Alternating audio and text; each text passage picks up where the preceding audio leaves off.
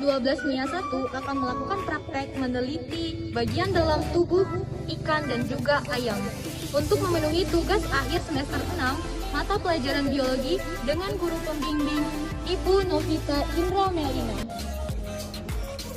Dan di sini kami terdiri dari beberapa kelompok. Yang pertama, kelompok 1. Hai. Kelompok 2. Hai. Kelompok 3. Kelompok 4. Kelompok 5. Hai. Kelompok 6. Hai. Kelompok 7. Hai. Kelompok 8. Hai. Demikian. Dan sekarang saatnya kami akan memulai praktek kami. Terima kasih. Selamat siang. Hai, perkenalkan nama saya Putri Fadila Rizky, saya dari kelompok 8. Di sini saya akan menjelaskan sistem pencernaan pada ayam.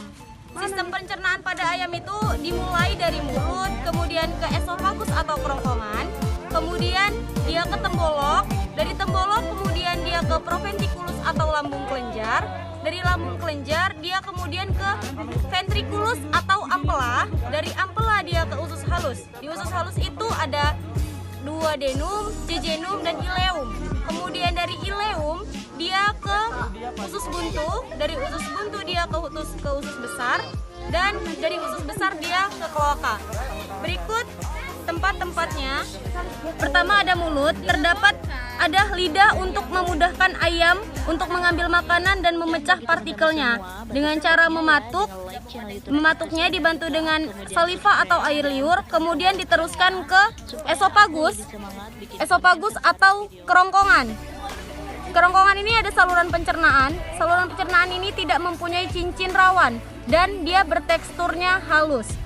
Kemudian melalui gerakan ini terjadi gerakan peristaltik untuk mendorong makanan sampai ke tembolok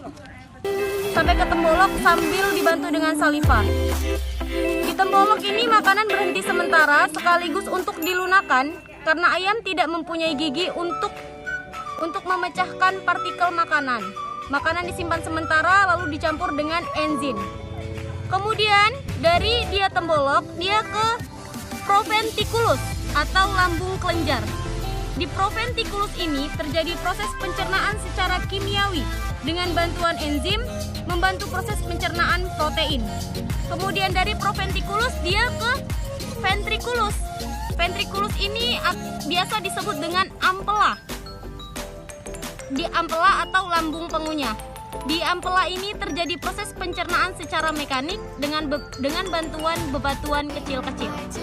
Kemudian dari ampela ini dia lanjut ke usus halus. Usus halus ini kan dia ada 3, yaitu duodenum, kemudian dia jejunum dan ileum. Batas jejunum dan ileum ini ada daging yang menonjol seperti ini. Kemudian dari usus halus dia lanjut ke usus buntu atau sekum. Di usus buntu ini terjadi proses pencernaan secara fermentasi. Kemudian dari usus buntu dia lanjut ke usus besar.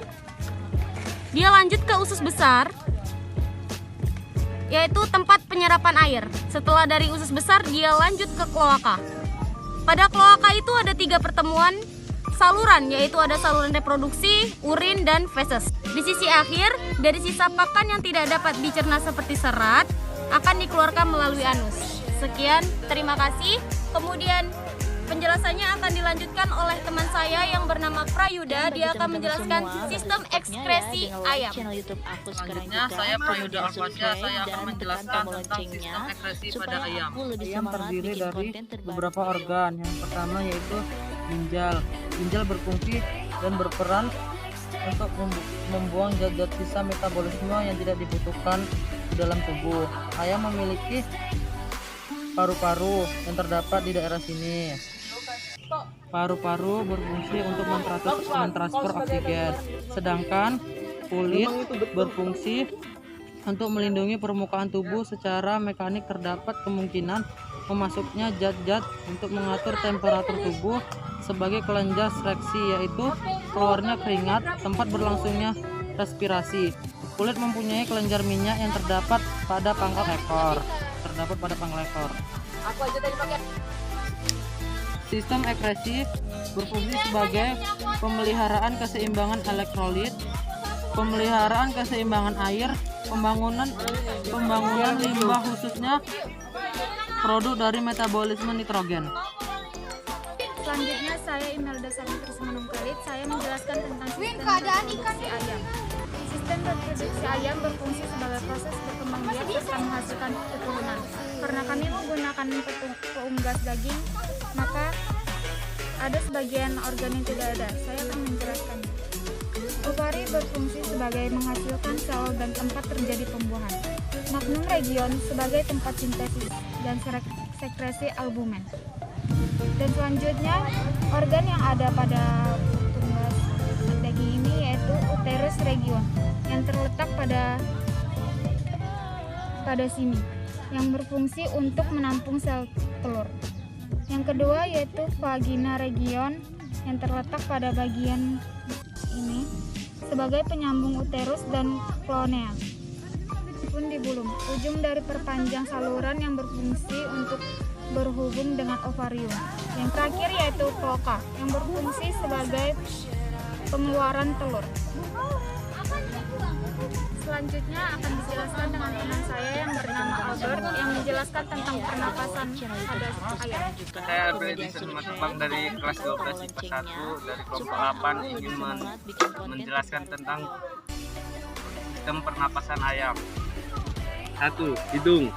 Hidung tempat keluar masuknya udara dan rankea membawa udara ke seluruh ayam, dan juga paru-paru tempat menjaur oksigen ke seluruh ayam. Bronkus seluruh yang menghubungkan antara trankea dan paru-paru. Dan keempat, kantong udara yang terbagi menjadi dua, kantong udara depan dan kantong udara belakang, yang dimana fungsinya sebagai penahan udara agar tidak keluar. Fungsi pernapasan pada ayam adalah menyediakan oksigen, mengeluarkan karbon dioksida, mengalir atau mengatur suhu tubuh, dan juga berfungsi sebagai sumber produksi suara. Demikian saya menjelaskan sistem pernapasan. Terima kasih.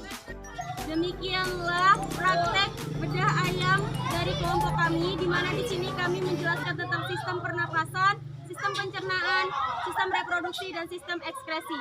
Lebih dan kurangnya dari penjelasan kami ucapkan mohon maaf. Terima kasih. Terima kasih.